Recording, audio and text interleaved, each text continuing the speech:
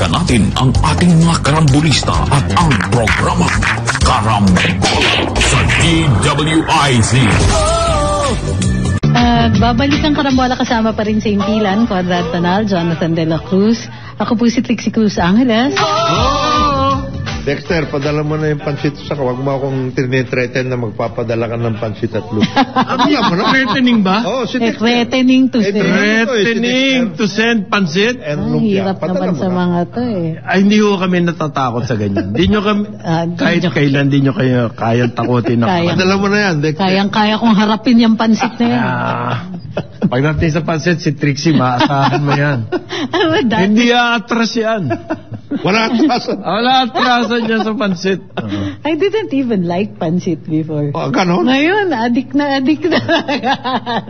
Yan, kakapapansit Pansit nyo. orchid. Kasalanan nyo yan eh. Iba talaga ang pansit. Yes, kasalanan nyo yan. Yung pansit. Nakita kita sa orchid, ha? Kumakain ng pansit. Oo. Ako, ino-order ko lang. Ewan ko sa inyo. Oo, ako din. Doon talaga. Magkakaroon na daw ng solicited bid para sa MRT. Naku po. Yan. Sa MRT. Kasi po, merong dalawang grupo Puro kayo pa. nag-submit ng unsolicited proposal. Yun. Ang dalawang grupo na yan ay San Miguel Corp at saka Metro Pacific Investments Corp. Pero sabi ho ng Department of Transportation, ayaw na raw nila ng unsolicited proposal. Solicited na raw po. Ibig sabihin, magpapabidding sila. At nangutang na nga sila sa Asian Development Bank. Okay. Yan. Para sa bidding na to. Yung kontrata ng MRT. Ganito yung history ng MRT. Yung MRT, napakagandang history niya. tinayo yan ng private sector. Yan. Yan yung Phil Estate Group. Meron silang tinayong consortium. MRT 7 ito MRT 3, yung EDSA. EDSA.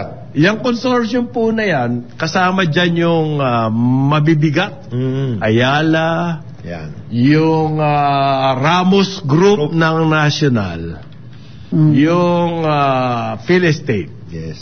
Tsaka meron silang foreign partners. Itinayo nila yung MRT. Panahon ni FBR. Successful. Tumakbo. Okay. Ang kanilang kasunduan, kasi ang trend, maski sa lugar, hindi kumikita yan. Hindi naman siya As-trend. Kaya sa mga cities like New York, or Hong Kong, ang railway, ang subway, ang may-ari ho niyan ay ang municipal, ang city government. Kasi hindi kumikita eh. So kasama sa budget yan, service nyo yan sa publiko. Paano binabawi yan? Kasi po, uunlad ng business because of the train system. Yung mga businesses na yun, magbabayad ng tax. And out of their taxes, sasubsidize mo yung train. Kasi may mga estasyon malalaki. Pwede nila i-develop. Yung MRT, nung tinayo yan, yung concept niya, wala namang perang gobyerno. Kami magtatayo. Pero we will operate. But you will pay us for operating the train system. Kasi nga hindi ka naman kami kikita eh. Okay, ganyan yung concept. Okay. Ang binanatan yung MRT doon. Bakit ganoon? Bakit kayo binabayaran pa and everything? Kayo na nga nag-ooperate eh. Because it's a public service. Kami po nagtayo yan eh. Kami nagtayo at malulugi kami, hindi namin mababawi yung aming kapital dahil hindi naman talaga kumikita ang tren. So binabayaran niya ng government, subsidize. Okay. Ginawa ng gobyerno ngayon, sige kami na mag-operate. Yan. Diyan na nagkandaloko-loko. Tinanggal yung Sumitomo, tinanggal yung mga... Operate ba yung word? Inoperate na yan ang panahon ni Pino. Inoperate na nila. Nako, nagkandaloko-loko, nagkandasira-sira and everything. Ginawang gatasan. In other words. Okay. Ngayon, ang ibig sabihin ng operator ngayon ng MRT 3 ay ang gobyerno, ang DOTR. Gusto na ngayon ng DOTR ibalik ulit sa private sector. Okay? Which was the answer to be. Meron pong legal na tanong dyan. Teka, which private sector? So, solicited na raw po ang gagawin. Hindi na unbid out. I-bid out na yan. Yung MPIC sana, ang kapartner niya, Sumitomo. Meron din ng San Miguel, separate. Okay? Kung meron daw dalawang unsolicited proposal, so ang solusyon dyan, mag-bidding kayo. Mas maganda ata yun. Kasi sino papaboran mo dyan sa unsolicited? Sabay sila Pero may tanong ako dyan May existing... This is owned by the private sector There is an existing... Bakit gobyerno magpapabid out na? Kaya nga Meron akong nahihiwagaan ako. Na-compensate na ba yung mga original na may-ari niya? They still own. They still own it. So, ano yun? Ang ganito po, in theory, actually. So, yeah, what's going on? Pero kasi, they already, ginawa ng, nag-issue na sila ng mga instruments, bonds. Instruments, para yung asset nila, capitalize. Nabili na. Ang ginawa ng DBP, binili lahat yun. DBP at Land Bank. So, ang economic benefits na pumunta sa gobyerno. But on paper, it's still owned by the private sector.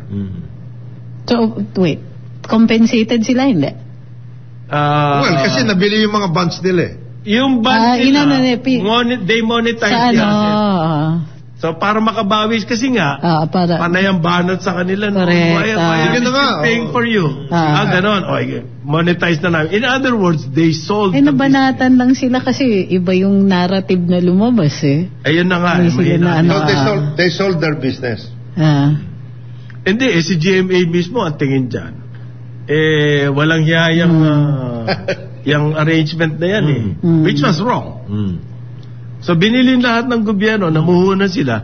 Sa akin, sa loob-loob ko naman, ba't hindi nyo na lang ginawan diretso sa Philippines? Binili nyo na sa kanila. Binili nyo na? Bakit binili nyo pa yung bonds na naka-issue? Why shares lang? Yung bonds na naka-issue. But hindi everything. To include the assets. Ownership, gano'n. Kaya private pa rin. It became kasi the corporation still owns it. So, ewan ko, kung ang alam ko, pag ang SMC, at saka MPIC, kumilos ng ganyan. Ibig sabihin, may lusot sila dun sa workout na yon. Pinag-aralan na nila yung legal implications dyan. Para mag-submit ka ng unsolicited. Hindi na kayo may-ari niyan. You are, just a illegal fiction na lang.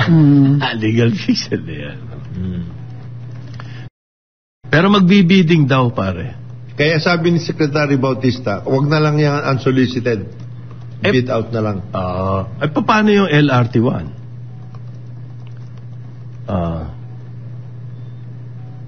Alam mo yan. Paano nga ba yun? Pareho din, private firm ang nag-ooperate yan. Binigay... Pero LRT-1 is owned by the government. Ang dahilan nila ron... The assets. Para kumita yung private sector, senyo na yung asset, pagkakitaan nyo na yan. Pero extend ninyo yung... Huwag nyo nang bayaran. Huwag nyo nang bayaran yung asset para extend nyo. In the meantime, kumikita kayo from the moment you sign the contract. Yes. For more than 10 years now, kumikita na sila. Wala pa nangyayari. Okay? Yan ba yung similar arrangement sa MRT3? Hindi mo kayang gawin niya kasi may private sector na may-ari niyan. Nagbibigay mo yung asset? Hindi, walang asset yan. Akala ko ba? Except yung physical asset, ibigay mo doon sa mananalong bidder? Bigay? O bayaran mo yung operator out of the budget? Anong klaseng arrangement ang mangyayari? Yan na nga Hindi. Yung pinakadehado yung gobyerno, yan yung mangyayari. Laging magsasubsidize yung gobyerno pag rail. For sure. Kailangan nila yan. Kailangan i-resolve nila yung issue. Yung pagbili mo ba ng mga bonds make you the owner already of the asset? Of the corporation. If you own the corporation, technically you own the assets already. Kaya nabili mo yung bonds Pero bonds is not proof of ownership. It's not... bonds. Bonds. Hindi shares of stock. No. had nothing to do with So, binili mo yung utang. Yes. Para yung Minonetize yung kita sa government mabubuti. In other words, yung subsidy ng government, binibigay ulit sa kanya. Binibigay ulit sa sarili niya. Yes, ganon. Yan ang workout. Isa-subsidize ng DOTR, babayaran yung bonds pupunta sa gobyerno, sa DBP. DBP at saka Land Bank. Ayan. Ganyan ang arrangement. Ang gulo, no? Hindi, tsaka walang nangyari sa twin. Walang... Hindi, ang DOTR nga sinasubsidize yung operation. Si Mitomo ang kausap niya. Para kumita ngayon, yung corporation, yung MRT3, para mabayaran yung bonds. In other words, para mabayaran yung DBP. At saka Land Bank, dalawa yan. Yung kita ng bonds. Yan. So, umikot lang yung pera. Ang mangyayari ngayon, magkakaroon ng cut doon sa ikot, yung private sector na sisingit. Na mag-ooperate. Okay. Yeah. Actually, hindi mo na ngayon alam kung ano kasi you have to also determine ano yung nature ng bonds na yon. Oo nga eh. Yung pagbili mo. Gano'ng katagal? Very complicated dyan. Dahil legal issues.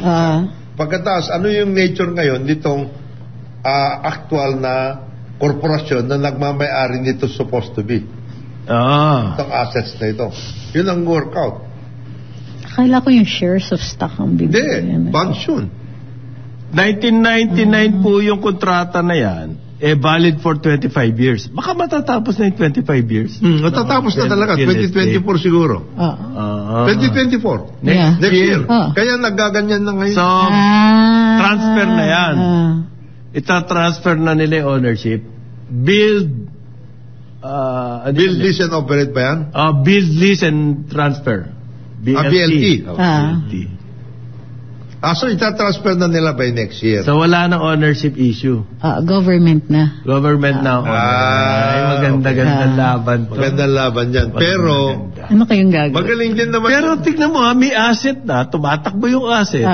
Ang problema natin, yung setup. Oo. Hindi maliwanag yung setup.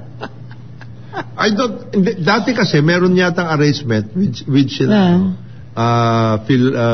Phil Estate na kung nabili na yung bonds, the banks will now sit in the board of the corporation. Meron nga. Meron ganon. So are they now the majority in that corporation? Hindi, bondholder lang kayo eh. You cannot ask for a majority control eh. Kung bondholder ka. Yun na nga ang problem. Actually, yun ang naging malaking problem. Hindi na-resolve yun, Totoo, hindi na-resolve yan. Kasi at one point in time, nagkaroon ng discussion tungkol dyan eh. Ini-insist ng Phil Estate, hindi. Kami owner nito. Pero kaming kasi ang pinag-awayan, yung tungkol doon sa Sumitomo. Lang yung Sumitomo. Well, natapos. Diresolve ni Presidente Duterte yung Sumitomo eh. Kayo dyan, Sumitomo na. Tinanggal yung private na nagkontrata. Na walang kaalam-alam. Pero din, at least nagsusupport ng UP team yun. Oo. Nanalo nagsupport sila. Nagsusupport at least na-build up. Na-build up yung UP from number 8. Hindi ba? To defeating Ateneo. Yan! Pagkatapos, alam mo yung issue dyan na hindi na-resolve hanggang kasi nag-away tungkol doon sa mga advertising. Kanino yung income na yun? Kanino yung income na yun? Yun. Kanino nga ba? Hindi na-resolve. Hindi pa rin na-resolve. Alam ko nagkadimandahan yun eh. Or sa owner? Yan. Nagkadimandahan dyan eh. Operator yan or sa owner? Hindi, actually, dapat may nag-sharing na lang sila. Kasi ginagamit mo yung assets eh. At hindi siya part ng original lease. Yung mga nagsasabi naman, walang kailangan. Importante po to kasi marami tayong kailangan train na itayo. Kailangan ma-perfect natin ang arrangement ganyan. Ng system na. Halimbawa yung MRT7, San Miguel ang nagtayo. Sila rin na mag-ooperate. May consuation sila, 25 years. Ano ang kwan yan? Ano ang mga arrangement yan? Dapat alam natin, maganda bang model? Business model, yung ginawa na San Miguel. O itong business model nitong MRT3. Ayan, another. Magulo. Wag ba natin? Yung business LRT1. model LRT1. nagtayo ang government, tapos kinuha na lang nila basta yung asset. O kaya yung LRT... Kanila na yung kita. Maganda bang business model yan? O kaya yung LRT2 na government lang. Wala kayo. Purely government. Purely government. Patakbo lahat. Although, merong budget yan. Yes, may budget yan. Talagang may budget. Yung sa MRT7, wala akong budget yan. Purely private sector. Yes. Paano babawi yung private sector? Palugi ang mga railway. Always. Merong ibang nakalaan na negosyo dyan kung bakit para kumita yung LRT7. Baka yan ang magandang model. Baka. Yung MRT3, baka rin magandang model yan. Depende sa lugar. Depende sa situation. Yung ngayon pinag-uusapan ngayon, I hope na na-resolve din nila yan. Kasi yung model ng MRT7, yung mga stations, etc. dapat sa mga operator, sa may-ari. Dapat. Siyempre. Anong mababawi ko dyan? Yun yung collateral business niya. Collateral business ko Sa New York sa Tokyo and elsewhere, yung mga big cities, yung private sector, bibigyan ng franchise ng gobyerno, mag-operate ng subway, at tapos, ang pagkakakitaan nila doon, yung station, magde-develop sila ng real estate. Doon sila babawi, doon sa real estate project. Okay? Hindi ho ganyan ang model natin. Walang ganun. Ang New York naman, it's purely from the budget ng city. Yung kanilang Transit railway. Authority. Transit Authority. Ganyan. Ganyan po. So, kumbaga, yung losses ng railway, ang city government ang nagbabayad. Okay. Ang model ng Tokyo, private sector, pero binigyan ng collateral business, like the stations, building, condo, commercial. At saka, ang ano pa din doon sa ibang areas, sila rin may hawak ng bus, yung connection. Yan. Maganda rin yan. Pero, kasi may kita ang bus Kasi magkukunik ka maliit lang ang puhunan mo, bus lang. Ang trend po, bilyonan ang puhunan. Yung real estate na ino-occupy lang ng rail. Kasi doon siya... yung station. Halimbawa, diyan sa yung RT7, di papuntang San Jose del Monte yan. Siyempre, may istasyon ka. Hindi naman po pwedeng nakatenga yung mga pasahero mo sa istasyon. Meron kang connection ngayon. Bus or whatever it is. O kanina yon. Sino mag-cooperate ng bus operations? Bibigyan mo ba ng franchise yan? Yan ang mga issues LTFRB ba magsasabi dyan? Patay tayo. Speaking of San Jose del Monte, may plebiscite sila. Yes, ngayon. Para? Highly urbanized city. Bakbakan talaga. So magiging city na sila. Hindi, city sila. Pero pag highly urbanized kasi, you no longer... Hindi ka na under the province. Under the province. So ang bakbakan, information war. Nakakatawa yung mga argumento Ano? May mga waxing sentimental dyan. Sabi ni Gov. Walang hiwalayan dapat. Walang iwanan. As if it has anything to do with it. Hindi naman mawawala sa Bulacan. Sa Bulacan pa rin, and it's considered the province. Yung pera lang ang hindi na mapupunta sa probinsya. So, bakit ano pa ang arrangement dyan? Pag highly urbanized kasi, ikaw yung may sarili ka ng pondo. Wala ng provincial government. Yun lang.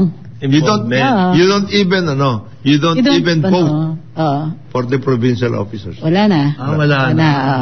You're not part of the equation. The province. Correct. Hindi ka na nagre-remit doon. Parang chartered cities. Yes, exactly. Actually, ang ano dyan, ang banatan dyan dati, kabanatuan. Never na naging ano yan. Kasi, pero paano yung Trixie? Kasi sinasabi nila sa ewan ko kung anong nature ng plebisito na yan.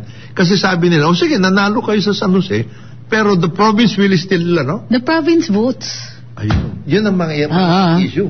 Yung the province votes. So, kawawa nga yung gustong mag-HUC. Kasi buong probinsya, alam ka naman pumayag ang probinsya, di syempre raralihin ng governor yan. Na huwag kayong bumoto for province bumoto? Will still vote. Actually, dapat yung city lang. So, di ba pag ngayon, ang butuhan sa the whole province. The whole province? Yeah. Oh my, talo sila. Well, kumbaga, formula for talo yan. Parang walang makakaumang. Malakas, pag malakas ang governor mo, wala. What is it's also a plebiscite on the governor. Talaga naman, dapat part na nga ng Metro Manila yun. Dami na umuwi doon. Sa San Jose? Oh, yes. Yan ang issue ngayon. Yun yung bakbakan ngayon, and we'll see what the result of the plebiscite is. Pero yun yung nagiging halimbawa, sinasabi ano advantage na ikaw chartered city, highly urbanized city? Yung resources devoted to the city. Di ka na bali ang kahati mo lang national. So para nasa level ka ng probinsya. Hindi ka na pwedeng pakialaman ni Sumo. Hindi si Sumo lahat ng gobyerno lahat ng gobyerno pinakikialaman. Diba, kasi lahat ng mga employees ng gobyerno nakaregister. Pero gusto ko lang i-address kasi ang pinapakalat nilang balita is tataas daw ang taxes pag naging HUC sila. Actually, pwedeng tumaas ang taxes kahit hindi. Kasi wala kinalaman yun doon sa wala sa HUC wala. Nasa yan sa regional head ng BIR. Yeah. Hindi yan sa kahit na Hindi rin automatically tataas ang real estate taxes. Kasi meron din yan. Kasi ang computation yan ay base dun sa surrounding areas. Sa book value, tapos plus yung increased value ng mga doon. The declaration does not affect your value. Okay. Yung ibang structures, yan yung magbibigay ng value dyan. So, natatawa ako dun sa Infowars na halata kasi na hindi talaga alam ng mga tao tungkol yung mga provisions na ganito sa local government code. So, yung mga devolved functions ang aming... So, how do you make a wise choice? Hindi, kaya nga sinabi nga ni Trixie, emotional. Kaya walang hiwala yan. Drama. Telenovela. May campaign naman by city. Meron din campaign ng city. Of course, meron din. Mas makakatulong kami sa inyo. Hindi nyo na kami problemahin. Yung mga ganon. Indicative na rin yung hiwalayan ng mga partido dito. Pag-umulad ng San Jose, kasama ang buong Bulacan. Yan. Mga ganon. Tama rin naman yun. Etong campaign ng city, medyo may semblance ng rational. Yes. Developmental ito. Dito sa isa. Hindi. Emotional. Korean soap. Yan. Telenovela talaga. Bakit gusto nyo kaming iwan? Iwan Ganyanan na. Yung sa city. Matapos kitang mahalin. Yan. Tapos ka namin suportahan. Yan. Arugay. Yan. Okay. Yes po. Amo naman artista si Gob, kayo naman. Kaya sinasabi ng city, hindi. Pag lumaki kayo, lalaki rin kayo. Pag lumaki kami, lalaki rin kayo. Kasi pati develop yung surroundings. Magkakaroon ng development din dyan.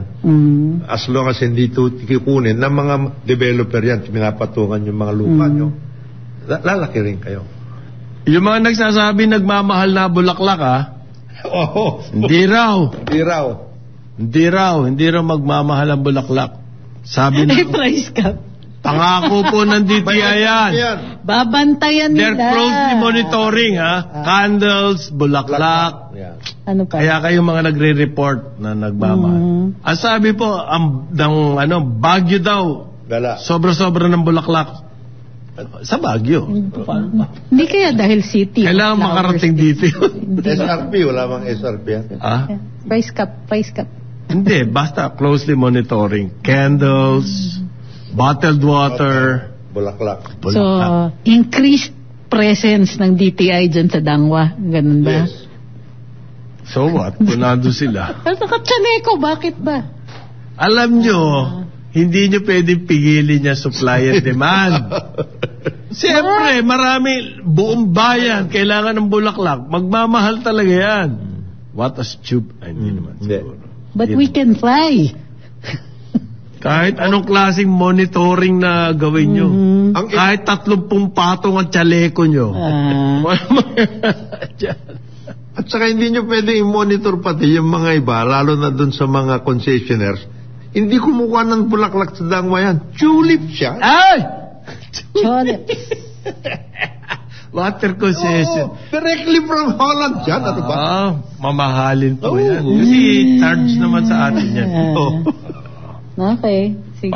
Papadala doon sa mga girlfriend. Yan, pamilya ng girlfriend. Pamburda na sila ng sarili. Pambongga. Sabi ho ng Baguio has enough flowers for undas. Sure. Doon sa Baguio. Kaya nga City of Flowers yan Ganda talaga ng Baguio. Baguio iba. The best. Pag nandyan ako, parang naalala ko yung nung bata ako Maamoy ko pa lang yung paparating pa lang kami, yung pines. Ay, diba? Actually, kasi yung mga sunflowers. Yes. Sa actually, sina Mayor Magalong, to his credit, at saka yung mga neighboring towns, they are trying to, regenerate yung pine. Yes. Talaga? Kasi ayaw na nila yung pine tree na semento. Ay, di pa. Kaya diba? Maganda. More on this later. Pine tree semento. Pagbalik ng karambola. Oras natin 9:30 ng umaga. Balikan natin ang ating mga karambulista at ang programa Karambola sa DWIZ. Karambola, karambola. Nagbabalik ang karambola kasama pa rin sa impilan, Conrad Danal, Jonathan De La Cruz, ako po si Trixie Cruz Angeles. Ito naman daw, hindi naman daw. Ham prices up marginally lang naman daw. Sabi na naman yan. Prices up marginally, sabi ng DTI. Sabi ng DTI. Kasi kahit marginally yan, tumaas pa din yan Kasi syempre, pinagkakatiwalaan natin sila magsabi sa atin ng ganyan. Thank you po. Okay. Yung meron na balita ngayon na baka daw po ang October inflation tumaas uli. Pag nangyari yan, critical daw po yan sa anong gagawin ng response ng Bangko Sentral ng Pilipinas, si Eli Remolona Jr. Okay. Sinabi niya nag-report siya, na-interview siya ng mga media, hindi raw mangingimi ang BSP. Kahit ano man sinasabi ng ibang opisyal dyan. Pagdating dyan sa pagtaas na interest rates, kung alam nila na magluluko ang inflation. Kasi no isang beses, nagsalita ang BSP tungkol dyan sa policy. Pag ang talagang weapon main weapon sa paglaban dyan sa inflation rate, ang BSP monetary policies, Fed sa US, lahat yan, Bank of Japan, ang ganyan na ginagamit nila yung control ng money supply. Yes. Makokontrol mo yan sa pagtaas na interest rates. But at the same time, pag nagtaas ka ng interest rates, mag-slow down ang economy. Kasi siyempre, babagal ang credit and everything. Nung isang araw, nagsalita ang BSP tungkol dyan, tetaas daw nila rates pag nakita nila yung October. Sumagot naman ang NEDA at ang sinabi, wala raw kinalaman sa monetary policy yung inflation. Bagkos, supply side. May problema pala sa supply side Paano pababayaan lang natin yung inflation. So nagsalita uli ang BSP governor natin, si Eli Remolona Jr. Pag daw nakita niya ang October rates tumaas, hindi siya mangingiming kumbaga, yung sinabi mo, NEDA, hanggang salita lang yan. The final decision still rests with the BSP Monetary Board. Okay. Ang hirap kasi dito, ang daming sawsaw Hindi, kasi yun naman, ang dami nangingilam. Yun naman kasi sa NEDA, it was meant to work on the issue of tariff. Tariff. Bawasan nyo na yung tariff para pumasok yung supply. Galing. Imbis na nag-production kayo. Kumbaga pabanda yung pabanda yun. Hindi talaga BSP yun. Hindi BSP ang target? Hindi. Tariff commission. Tariff commission. Banda lang pala yun. Banda lang yun. Pasensya ka na, go ba? Babandahan ka lang. Banda lang, pero talagang tariff yan. Commission. This is a signal to the Tariff Commission. Tanggalin nyo na lahat yung supply yan. Para pumasok yung lahat ng imports. Eto nga ho sa tingin daw ng Bureau of Customs, sila may kumpiyansa na tatamaan nila yung collection target nila for the entire year. Mga 900 billion daw this year. Yan ang target nila. 900 billion. Dagdagan nyo kasi marami pa yata. Pang 1 trillion pala ang target nito. Sa dami-dami ng imports natin. Pababa naman yung tariff. Dagdagan nyo kasi malaki pa yung yung... Kasi daw po, darating na yung mga pamasko na shipment. Kaya tataas ang tax nila, collection. Dumating na, boss. Tapos na. Tapos na yun. Ang parating na dapat... September, August, nagdadatingan na ho yan. Ang parating dapat na bawas mga ganyang palusot, huwag nyo nang dadali sa amin. Mas malaking pagkukunan ninyo ng inyong pag-increase dyan yung mga smuggled na mga diesel, mga fuel. Yung oil. Kasi kasuhin nyo lang yung oil tax Tataas na collection nyo Bakit nga mababa lagi ang collection target ng BOC compared sa BIR? Sa BIR. Samantalang ang BOC, ang customs dapat talaga yan kasi mga imported yan mga smuggling yan nakakasira sa atin yan. And yet, sila pa yung pinapaboran na mababa ang collection target. Yung BIR, puro local yan. Sila ngayon yung may assignment na malaki target. So, ihaharas mo lahat ng local. Sarap ng buhay ng customs Wala nga silang 1 trillion 900 million nga ang target nila compute ng BS ng World WTO World Trade $200 plus billion ang nakakalusot na worth of goods. Pesos pala, 200 plus billion. Napapasok. Papasok. Yan. Meron related ho dyan, dinimanda raw dinismiss ng ombudsman ang empleyado ng DA at saka ng FTI sa related sa onion. Alam nyo ba yun? Yung may transaction sa onion. Dismiss na nila? Akala ko suspended lang. Wow. Yung FTI.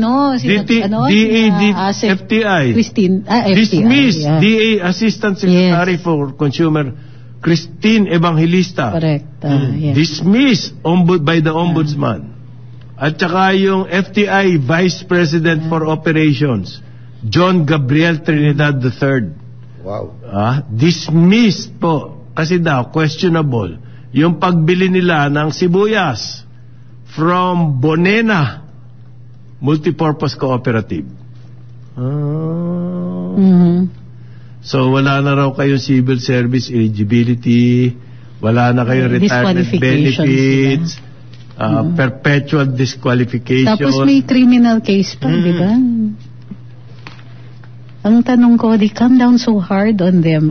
Okay lang kung may ebidensya, pero yung iba, yung sugar. Hindi, junk po yung administrative case against... Junk yung admin case. Against whom? Hindi, against the senior USEC Ingo Pangaliban, FTI ang President dulas, diba? Robert Tan, DA Chief Accountant. The higher you are. Diba? Pati criminal charges, dismissed. Yung dalawa ho ang naipit. Sino ba yung Bonena? Cooperative pala to. Israel. Raguyal. Noong pong isang taon daw, kataasan ng presyo ng sibuyas, 600 per kilo, may shortage. Yung Department of Agriculture, naglabas ng Kadiwa Food Project Mobilization. At sila bumili ng 140 million through a middleman. Yan. Ka-split nila yung DTA. FTI. Entered into a deal with Bonena. Doon sila bumili na onions. Overpriced daw. So sabi po nitong dalawa, hindi naman sila corrupt. Gusto lang nila makatulong. Gusto nila matulungan yung mga local farmers, kaya nila binili sa ganong kataas na presyo.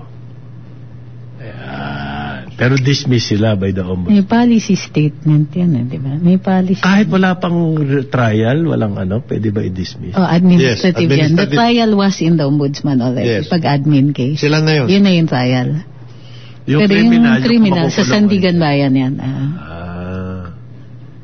So the criminal case. Pero ano ko kasi medyo mabigat yan. Mabigat yan, and it's the first time narinig ko may ganyan sila pa. Dismiss. Kasi yung mga higher ups dyan, ang dulas kaya. Yung higher ups yung isang senior undersecretary. Si Leo Sugar Sebastian. Kaya nga, dulas madulas. Suspended lang yun. Oo, palos na palos. Di ba yung suspension niya noon yung preventive suspension niya, nag-apologize pa ang presidente. Harap-harapan yun. Okay. Pero ganun bagong sa kanya. Leo Sugar Sebastian. Leo S. Sebastian. Pwede rin namang sweet. Pwede rin. S. Sebastian. Sweet na sweet. Parang si natanda mo yung parin Conrad. Dati si matagal na BAP, Basketball Association of the Philippines. Lito Spar. Puyat. Spar S. Puyat. Lito S. Puyat. Meron akong balita, yung daw Antipolo Cathedral. Ito yung di ba, yung Our Lady of Voyage. Magiging na raw international shrine next year. Maganda yan. Magandang development yan. Alam mo ba, yearly noong high school ako, lalakad kami from Makati to Antipolo. It took 4 hours. Tuloy-tuloy pa rin yung ganyan. Naglalakad kami every year. Yan yung pilgrimage. Yan yung pilgrimage. So, to Our Lady of Peace and Good Voyage. Yes. Dati nga nung wala pang mga ganyang kalye di ba, binubuhat ng nakaduyan. Yung mga mipera. Yung mga pilgrimage. Yung iba maglalakad, syempre hiking yan. Naglalakad kami. So, yun yung parang sacrifice. Yes. Yan, para sa Nuestra Señora de Buen Viaje. High school matindi sa... Para kayo nagbibuak nun. Ay, umabot pala kayo dun sa... Heritage kasi. Sorry. Itong babaeng to. May pagkakataon. Alam nyo, puro kwento na nga yung inabot namin doon sa ginagawang tinapay. Kanyang bahay. Ito pa, banat pa ng banat ngayon. Kwento na nga lang ay inabot Kasi archival record yun. Sabi nga para hanggang ngayon ginagawa pa yan. Okay lang namin ginawa. Yung wala pang kotse. Yan pong cathedral na yan, pangatlo lang sa Asia na international shrine. Okay. Na manggagaling sa Roma. Yan, deklarasyon na yan. So, yung karamihan pa naman sa atin naniniwala dito ng Pilipino. So, nung March po, na-declare na yan ng Rome, ng Vatican, na international shrine. By January po, yung official na seremonya. Malaking dadayuhin yan. January. Tama, because pwede na yan. Kasi maayos na daw yung hinulugan taktak na. Yung paglalakad na yan, ngayon, at lahat, maayos na kasi sasamahan na ulit nung tayo na. Pagkatapos yung maglakad, yung tayo na sa Antipolo, yung ganon. Dati, ang dami resorts dyan Marami hanggang ngayon. Villa Lolita, naalala ko yung mga yun. Saka masasarap ang pagkain dyan. Dyan sa mga yan. Paddy's Point. Nuestra Señora de la Paz. Ay, sumasarap na. Sunod-sunod na kasi. Yan yung salita nito. Antipolo. Diyan nga nawala yung lola ko eh. Nawala? Nagsisimba kami tuwing May. Yun, yung May. May meeting point. Yung meeting point na yon, nakalimutan niya ata kung saan.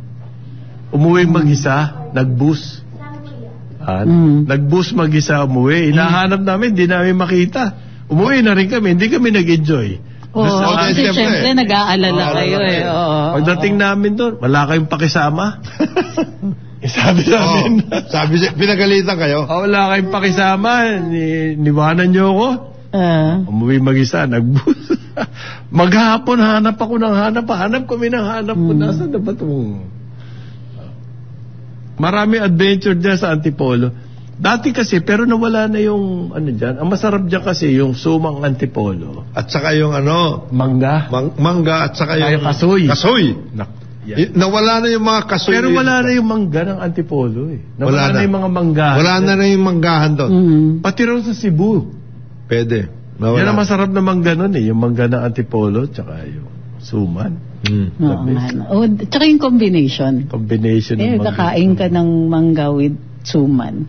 Tapos may hot chocolate. Yan. The best. Tapos may kasoy ka. Tsaka may litsunan doon masarap yung litsun. Sa Antipolo.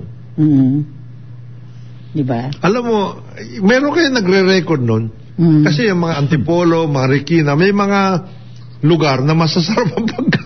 Tapos meron food vlogger or something. Ngayon, ang ginagawa ni JB yan eh. Senator JB. Umiikot. Ba't hindi natin ilista yan? Sino ba ang pwedeng gumawa niyan? Ilista yung mga masasarap na kainan doon. Meron nagsabi sa akin yung may-ari ng... Ako willing to do that. Ganon? Sama ko Yeah. Ayoko na kwento dyan. Yung homemade pare, whole wheat bread. Kwento na lang. Sinasabi niya.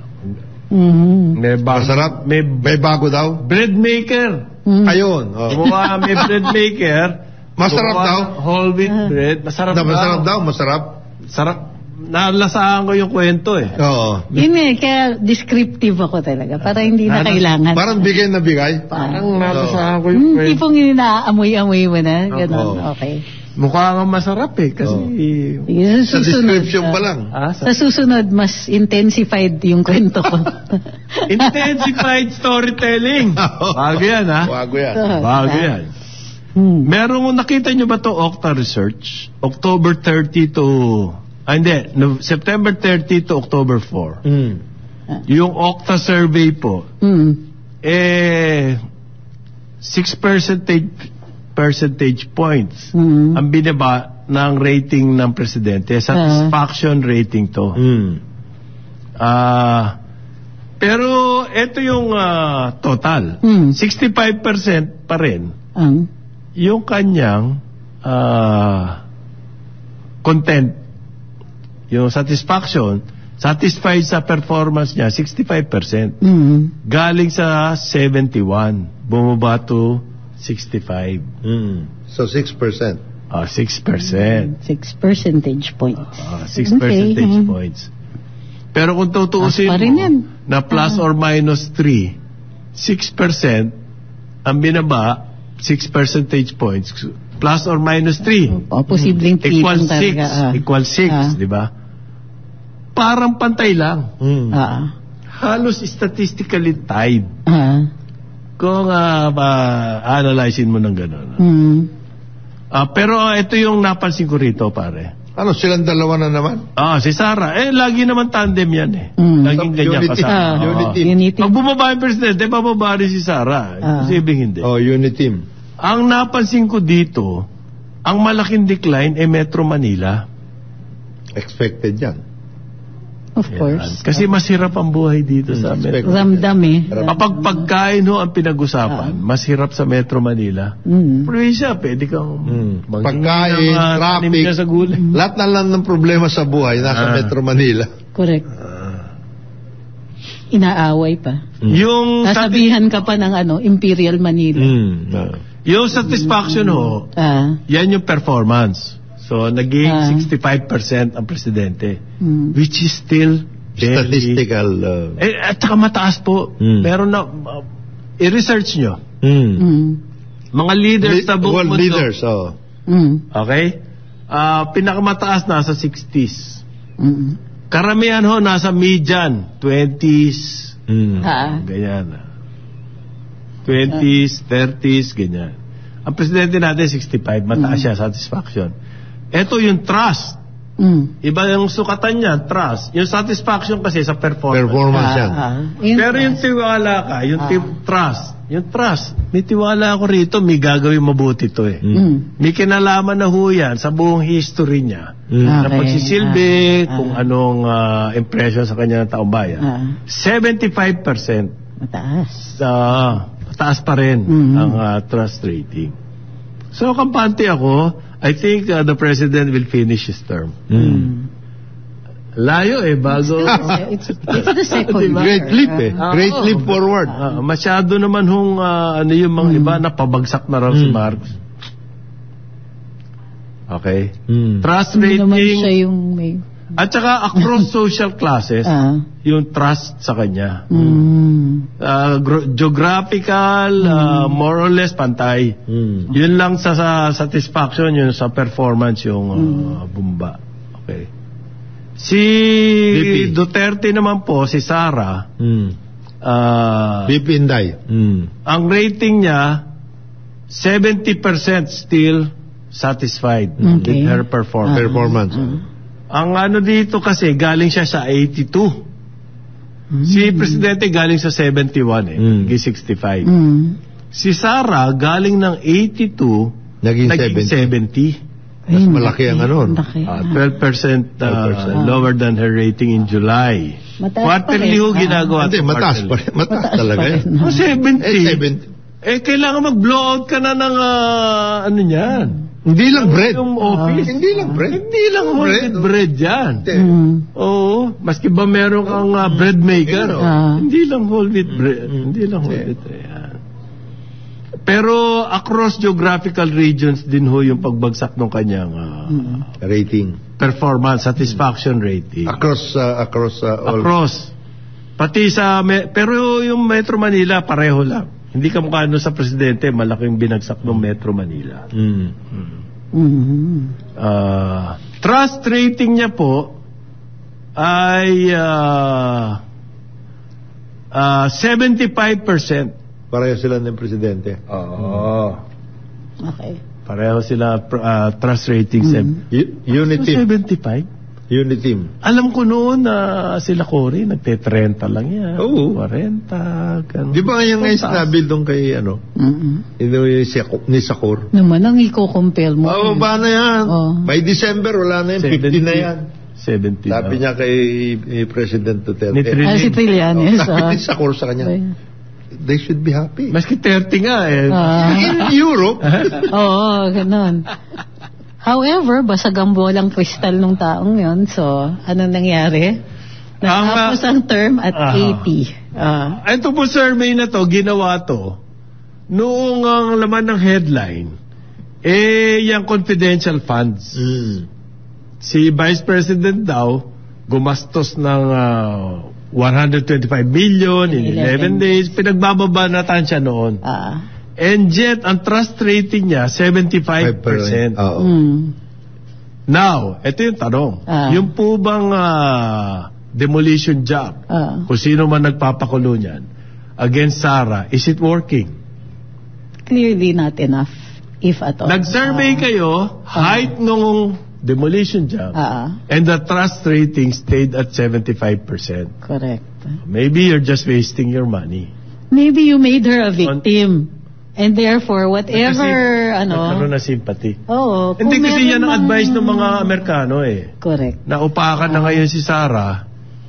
Ayan yung problema. Kung yung advisor mo, parang yung ginawa nyo, una-una, sinabi natin dito sa Karambola, noong panahon na yun, hindi nyo pwedeng gawin dyan yung ginawa nyo kay Binay. Dahil magkaibang storya yan. Yes. Walang track record tong si Sara. Nang wawalang hiya in office. Kaya nga pati yung Davao City, kinakalkal nila. Wala pa rin. Wala nangyari. So, tsaka ano nga, yung... Mga Amerikano ba itong mga ito? Amerikano ba? Advisor nung campaign. Ang balita namin somebody in the inside, ganon. Sinusunod lang nila yung programa ng Marcano. So yung mga raid na yan, dollars. Dollars ba? Dollars at yung yung future ng Pilipinas. Yun na pag-uusapan yung tungkol sa Mercano. Lang naman. Antindi ng pasok ng Mercano. Hindi. Pero mag-uusap daw si Biden si Xi Jinping. Yun ang problema ngayon. Kakaroon sila ngayon. Nagkakaintindihan. Paano tayo? Bibitawan naman tayo ng Amerika. Hindi lang yun. Sinulsulan tayo. Magkaano na tayo. Kaaway na natin. And walang turning back. Binatawan na natin yung mga projects with China. Ilang lahat ng railway. Mabigat yun. Mindanao Railway Project yung binaba. Meron pang dalawa daw. Meron. Plus. So nang-aaway na tayo, inaccept na natin yung EDCA. Ilan pa. Yung pala sila, dalawa, nag-uusap doon. Sige, paglaruan natin Pilipinas. Ikaw, atakihin mo na konti dyan sa Pag-asa. Pahagingan mo ng konti. Okay, para... Even worse, binwinga pa talaga ni Biden. Yung sa Pilipinas, ganyan-ganyan. Ano yung sa Pilipinas? Hindi pinansin. Meaning, we're not on the agenda. Wala. Ang nasa agenda, yung trade nila, yung microchips, ano pa, yung Taiwan. Ironclad ang aming sa Pilipinas. Ang MDT. We will stand by the territory. Unfortunately, yung pinag-uusapan nila doon hindi territory, easy yun. So they will stand by the Philippine territory. Ang galing ng salita Galing. Magaling ang ambassador. Tataka ako, ang Chief Justice, a satisfaction rating, 20%. Hindi naman dapat kasi dapat nagpapakita yung mga yan. Hindi dapat sinasama ang... Dapat hindi kasama sa survey. Sa survey yan. They cannot make decisions based on popularity. Hindi naman sila binoto Baka mamaya pag ginawa... Alam mo ba ito si Chief Justice? Dati nagtatrabaho ako sa Business Day. Yung Business Day po was the first business daily in the whole of Southeast Asia. Okay, Business Day. Dito sa Philippines based yan. Daily. Alam mo nyo ba, naging researcher namin at reporter. Yan si Chief Justice Alex Gismundo. And he's proud of it. And he's proud of it. Therefore, I'm also proud of my Chief Justice. Alexander Gismundo. We support the Chief Justice. And we support the independence of the judiciary. Huwag niya nang isama siya dyan. Ba't kasama pa yan? Hindi ho sila gumagastos, nagkakampaign, everything. Wala silang PR. You cannot make decisions. Wala silang American PR. Ano sila? They go by the ruling. Ngayon, law, based on law, jurisprudence. Ano yung nakaharap sa kanila? Logic, common sense. Hindi pwede except there are 2 or 3 of those na they have some other alternative law. Ano yung 2 or 3? Ano yun? Sa mga justices, 15 sila eh. 15. Baka dalawin ka ni Chucky. Mahiling mandalaw yun. Talo kayo? Dito. Okay, maraming salamat sa pagsubaybay sa karambolan nitong araw na ito. Ang tabayanan, susunod na programang Ronda Pilipinas with Sir Drew Nasino. Wala si award-winning ngayon. Wala. It's 56 days before Christmas. Happy birthday din kay Charles Laureta, writer po namin siya dito sa DWIZ. On behalf of Conrad Banal, Jonathan De La Cruz, we will see you tomorrow. Ako po si Pixie Cruz Angeles. Sumainyo ang programang Karambola sa DWIZ. Hanggang sa muli, tayo'y magbabalik upang ihatid ang pagtalakay sa iba't ibang mga issue. Dito pa rin sa programang Karambola sa DWIZ.